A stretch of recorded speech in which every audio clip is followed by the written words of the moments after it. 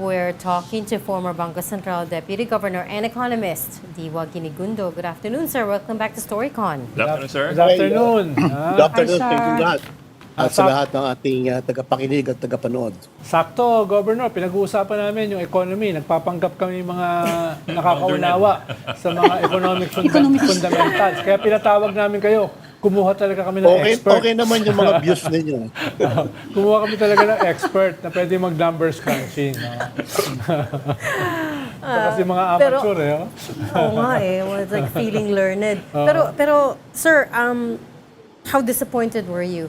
And how worried are you with this figure? I mean, that's... Well, I'm extremely disappointed, but this is something that we expect.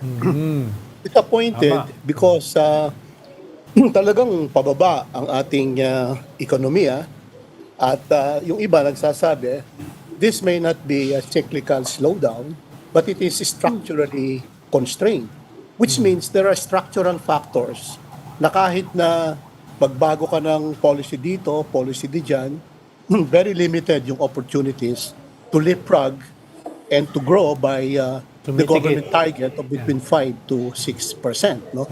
Kaya this is something that I expected precisely because, una, ang investor confidence, business trust, both are very, very low.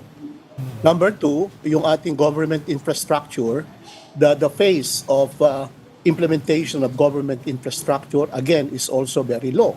Precisely because yung mga nadidinig na doon sa flood control, nagkaroon ng chilling effect ito sa paggastos. Number one. Number two, talagang binubusisi na ngayon ng COA dahil lumalabas doon, nagkaroon din ng weakness ang COA doon sa pagpapa-approve o sa pag-approve ng ilang mga liquidation doon sa flood control related projects. Number three, we expect it to happen especially because of persistent inflation. Tumaas bigla ang inflation. And we have this phenomenon na tinatawag na demand destruction. Sa sobrang taas ng presyo ng bilihin, yung mga tao hindi na bumibili. Hindi na, yung iba kumakain na lang sa halip na 3 beses isang araw. Dalawang lang isang araw. Okay? So, nakita natin yung mismong household consumption which accounts for about 75% noong ating GDP only grew by 2.8% despite yung pagpapadala ng mga OFW remittances dito. Sinabi kanina ni Secretary Ronald, merong shallow or hollow yung ating ekonomiya. Precisely because nakabase tayo sa consumption expenditure at saka doon sa motivation as well as support of OFWs. So konting problema lang sa Middle East, medyo bababa, mag-slow down yung ating remittances. Pangapat, yung geopolitical uncertainty, I think we cannot ignore that. No? Talagang bumagsak tumaas ang presyo ng gasolina, so tumaas din yung presyo ng gasolina sa Pilipinas at ng lahat, pati wages ay umakyat. And finally, dahil the global trade is very, very slow, very weak ang markets, yung ating exports ay humihina din over time. No? And finally, yung slower global trade ay ito ay na-exacerbate pa doon sa walang humpay na pag-impose ni Trump ng mga mas matataas na tariff duties, hindi lamang sa Pilipinas, kundi sa ibang bansa. So, this is something that is disappointing but at the same time expected. Pero, Governor, bakit tayo yung pinaka-tinamaan? Lahat naman tayo tinamaan ng external factors katulad ng Iran war. Slowdown ng global economy. Lahat naman tinatamaan eh. Itong worst El Nino in history, no? Lahat naman tayo tatamaan. Pero tayo pinakamataas, halos doble yung increase ng langis kumpara sa ating neighbors, di ba? Tayo I go back to my favorite topic, no? Governance. Because our governance is very, very bad. One would also characterize it as incompetent, no? Medyo mahina yung ating pamamahala sa iba't ibang kalakaran ng ating ekonomiya at politika. Unang-una, yung langis. Ang ating dependence sa imported oil is more than 90%. Yung iba, they were able to bring down their dependence on imported oil, number one. Number two, kahit na naibaba na nila yung kanilang dependence sa imported oil, nag-build up sila ng tinatawag nating strategic petroleum reserve. Yung kamukha ng China, 6 months ang kanilang reserva. Yung ibang bansa, 4 months, 3 months. Tayo, hindi lumalagpas ng 45 to 50 days. So less than 2 months tayo. Kaya konting gulo lamang sa Middle East ay nagkakaproblema tayo kasi nauubos yung ating inventaryo ng langis. No? Una yon. Pangalawa, sa agrikultura. We fail to modernize our agriculture and therefore, itong food insufficiency natin, wala tayong fertilizer, hanggang ngayon, kalabaw pa rin ang ginagamit. Yung agrarian reform naman natin ay hindi nagtagumpay na ma-incorporate yung maliliit 7 hectares, 8 hectares na mga lupa ng ating mga magsasaka. No? So walang economy of scale. And therefore, yung food insufficiency continues to be a persistent problem. Kaya yung inflation mataas dahil yung food prices tumataas eh. Konting ulan, tataas ang presyo ng gulay. Konting bagyo, tataas ang presyo nito, tataas ang presyo niyan. Pagka nagkaroon ng problema sa ibang bansa, apektado tayo. Number 3, policy. No? Hambang panahon ba ang ating pamamahala sa ating food security sa pamamagitan ng higher tariff o kaya ng lower tariff and importation ng ating mga pangangailangan, no? Kaya itong mga bagay na ito, they speak of some incompetence in governance. At ito ang problema nito, it is us, no, the common people who reap all of these fruits of bad governance and in fact corruption as well. Remember, ang ating budget is between 6 to 7. They say that yung capital expenditure niyan 30 to 40% goes to corruption. Ang laking bagay nun, no? Mahigit 1 trilyon ang nawawala mula sa ospital, mula sa education, mula sa social safety nets at napupunta sa bulsa ng ilang tiwaling politiko at mga private contractors. Ito yung mga dahilan kung bakit tayo ay nahuhuli. And finally, let me stress na yung iba, may mga 5-year plans, 10-year plans, hanggang 20-year plans. And they stick to those plans. Sa atin, every time na may bagong administration, nag-iiba tayo ng plano. Yung ibang naisagawa na, nung unang naging presidente, pagdating ng pangalawang presidente, i-abandon na yon. Kaya there's no continuity sa critical and expensive social infrastructure. Sir, nabanggit niyo rin yung corruption. How big a variable ba yung external factors like for example yung Iran war?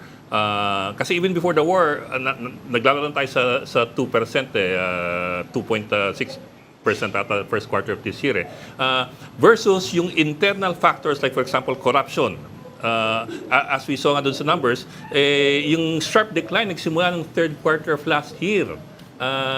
Kung kailan nasimulang pag-usapan ng maigi itong flood control project, yung corruption, and nabanggit nyo nga, among the variables you're looking at are low investor confidence, which I assume is also related to the corruption issue, and yung slow pace ng implementation of infrastructure projects, which I also assume is very much connected to the corruption issue.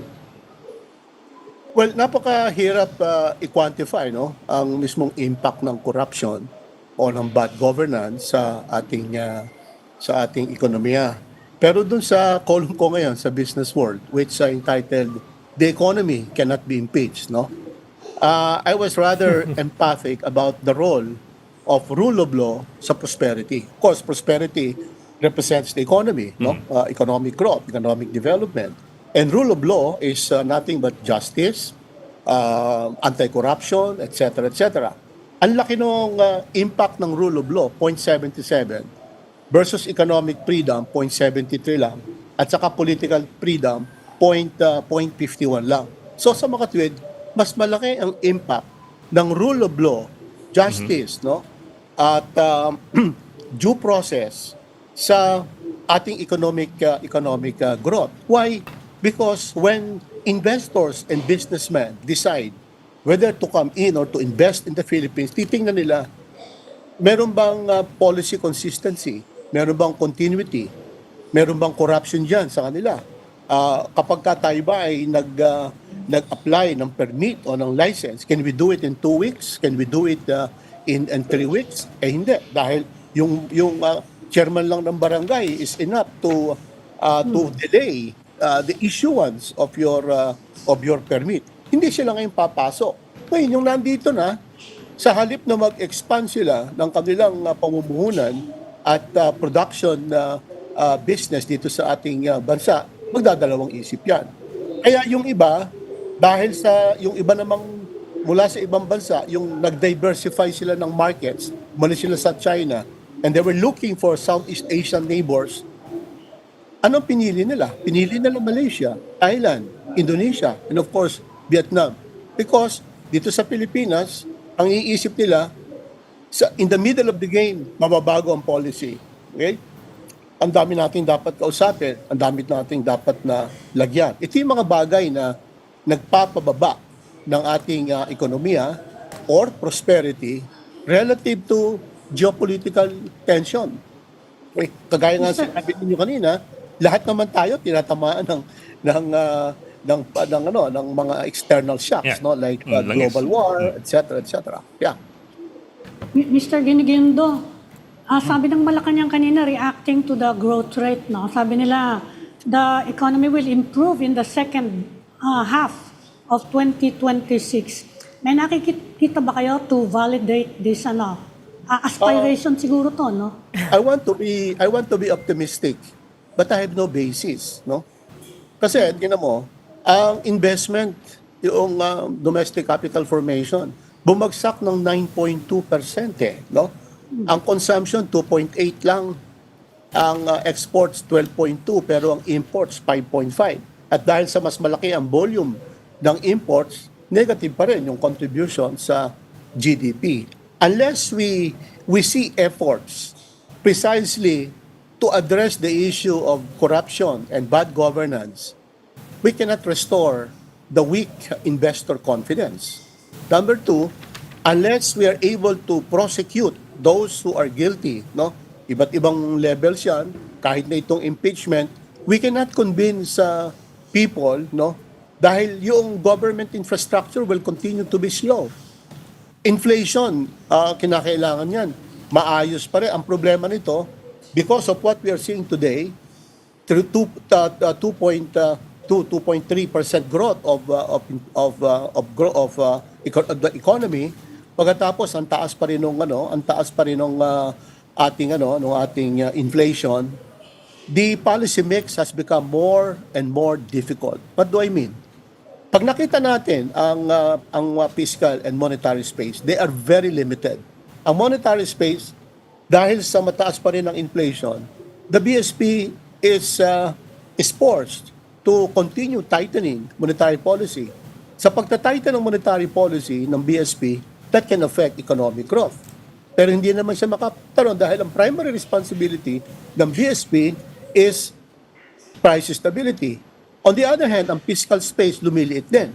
Precisely because ang gobyerno, unang-una, ang utang ng gobyerno is more than 18 trillion pesos, which as of the first quarter is already 65.2% of GDP. Ang laki nun. Tapos, ano naman yung ating fiscal deficit? Our fiscal deficit continues to grow. 1.5 trillion. Dahil hindi man tayo makapag-impose ng higher taxes, remember, in 2 years, we will have an election. So kapag kaya na nangyari, mapipilitan ng gobyerno hindi mag-ayos ng ating tax structure and tax rates, aasa na naman tayo sa pangungutang. So kung nangutang tayo ng 18.4 trillion ngayon, I think May, as of end of May, by the end of this year, baka akit siya ng 19 trillion pesos, which is very, very big. Lahat ng pinuproduce natin, halos doon na lang mapupunta. Sa halip na sa ospital, edukasyon ng ating mga kabataan, social infrastructure, and other kinds of public spending, which should be governed by strict, disciplined, and wise decisions. Deb, By way of go ahead, Ami. by way of improving business confidence, may nakikita ba kayo low-hanging fruit o kung ano yung pinaka-urgent na pwedeng gawin? Well, at least within the next few months, dapat tapusin ng Senate Impeachment Court ang ating impeachment, no? At tigilan na yung tigilan na yung pagkukumpara ng mga ebidensya, no? That should have been done during the pre-trial. That's one. Importante impeachment eh. Because dito sa impeachment, it is not only one public official that is on trial. It is democracy which is on trial. It is rule of law. It is justice, which are all factors being considered by foreign and domestic investors, whether they will invest or they will expand their investment. Okay?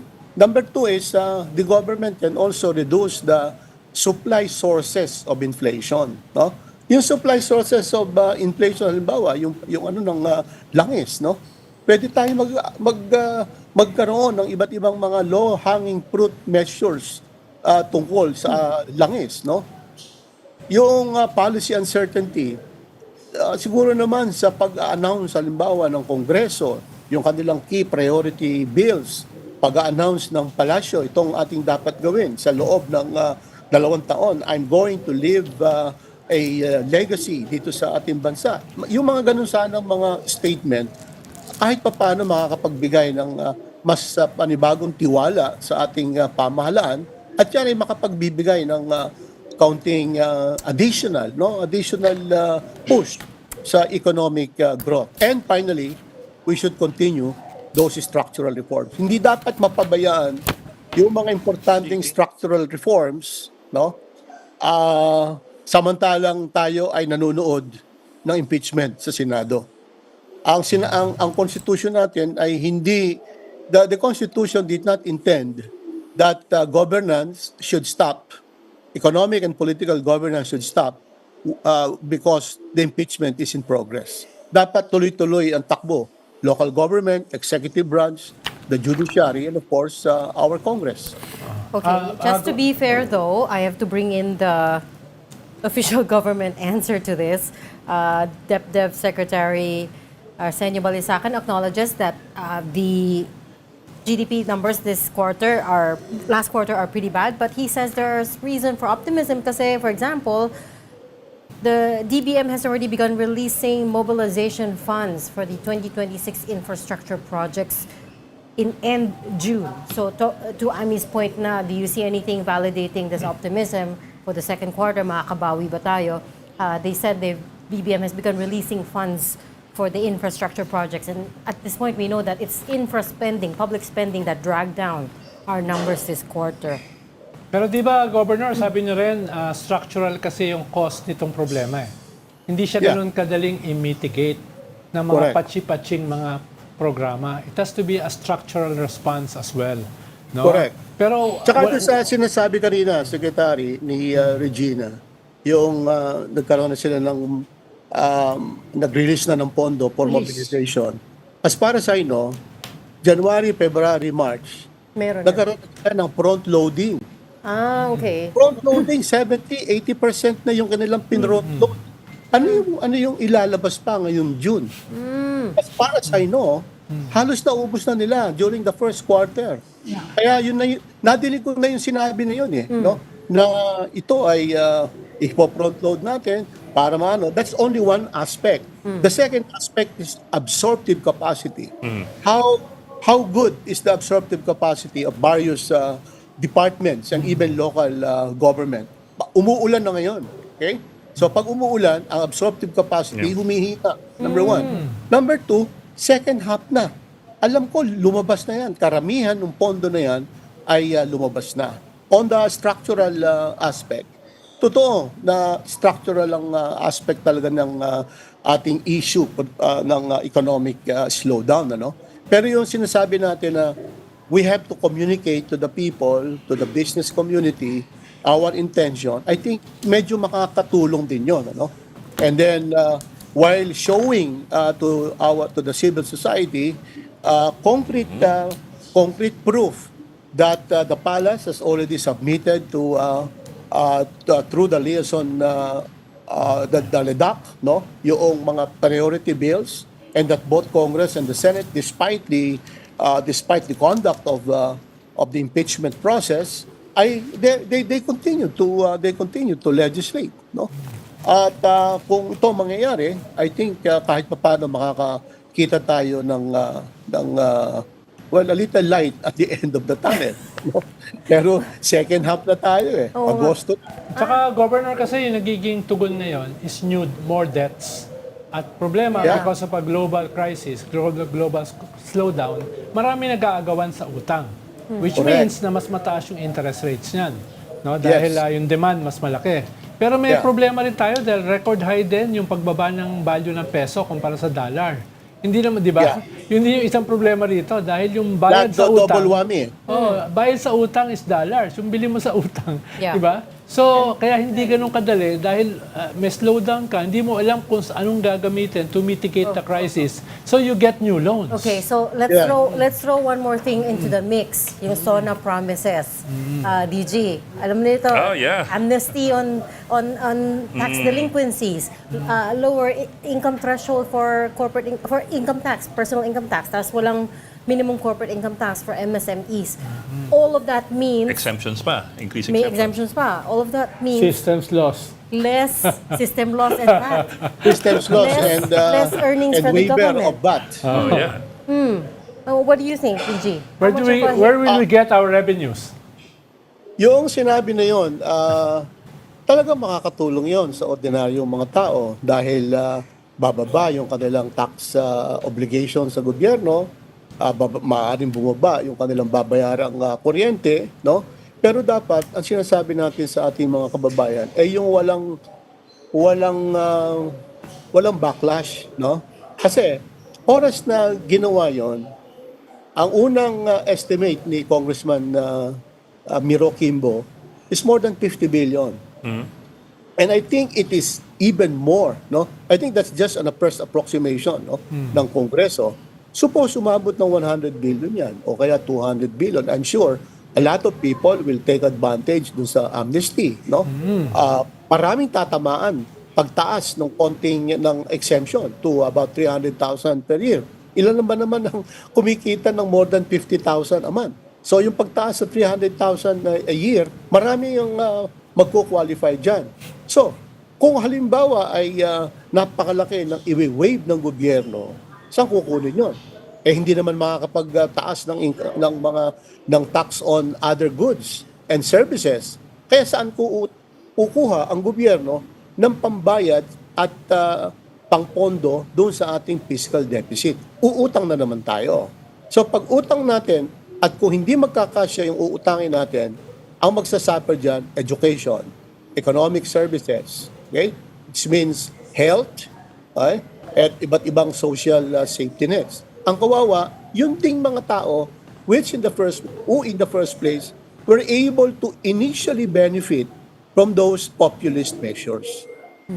So, sir, I suppose by that you mean that ill-advised yung mga panukala ng Pangulong sa SONA, they were more political Populist. than Mukhang populist. walang complete staff work yung announcement na yon, because right after that hindi naman nila na-defend sa yung ganung klase ng proposal, no? Sana mas maging careful ang ating palasyo, ang ating gobyerno sa pag-announce ng iba't ibang klaseng announcement, kasi ang mga tao umaasa. Maraming mga tao wala ng pag-asa eh. So kapag ikaw ay nagbigay ng mga tinatawag na populist measures, tatanggapin ka agad yun kasi halos wala na silang pag-asa eh. Pagkatapos, at the end of the road, hindi mo rin pala maibibigay.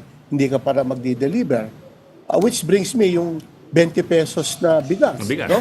Marami ang na-disappoint dyan. Okay? Yung mabilis na pagpoprocess ng mga papeles sa iba't ibang sangay ng gobyerno. Panahon pa ni Duterte ay pinangako na yon.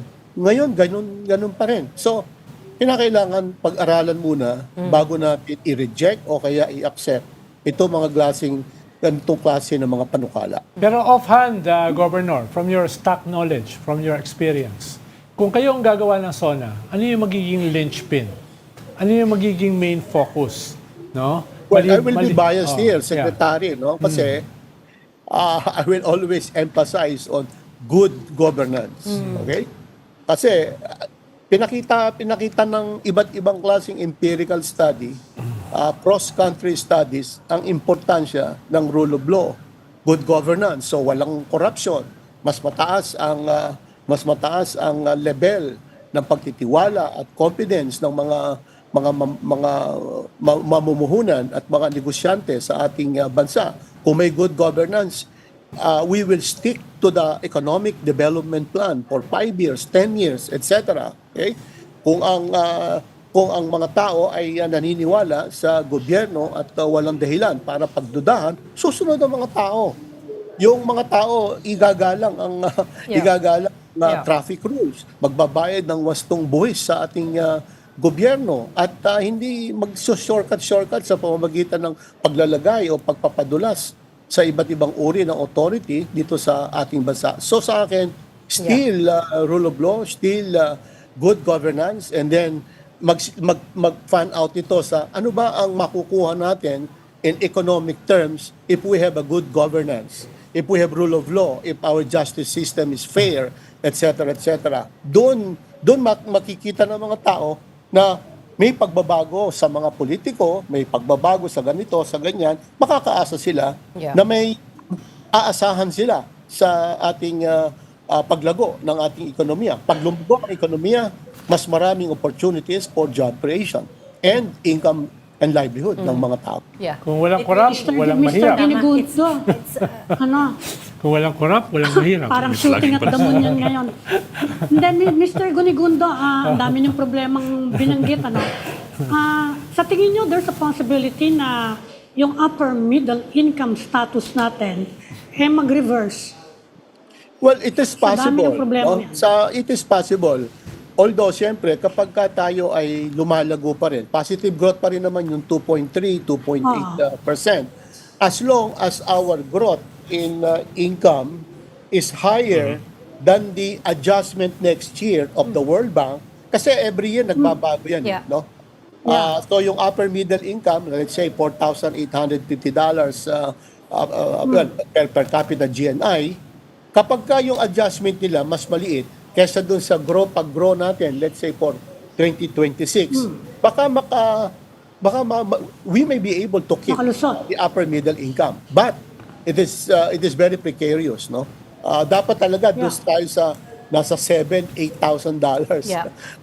Ang liit Ang liit, ano? Maliit yung Ang liit. maliit Paano, yung anong impact margin. nun? Anong impact sa atin kung sakasakaling bumalik tayo sa Well, lower pagbalik natin, middle income? pwedeng i-reverse ng mga spinner yan, sasabihin, kung tayo ay bumalik, there will be a greater challenge for us to grow more and to aspire more. Ang ating pag-utang ay muling magiging available sa atin ang mga concessional loan. Kasi pag lower middle income ka, Mas mura. qualified ka pa rin sa mga concessional loan. But that is not a good comforting words for someone who was downgraded from an upper middle to a lower middle income category, no? Yeah. Dapat talaga tuloy-tuloy na 'yon, hindi yung paunti-unti. Yeah, definitely. And it all comes down to good governance, as you said, as can be seen in the example, for instance, of Singapore. We've run out of time, DG, Diwa, but there's lots more to talk about, so we'll invite you another day. For example, we still have to talk about Pax Silica, pero that's for another day. Thank you so much for talking to us today, though. That was former Bangko Sentral Deputy Governor Diwa Ginigundo. Salamat. All the best. Salamat, Thank you. Governor. Thanks, sir.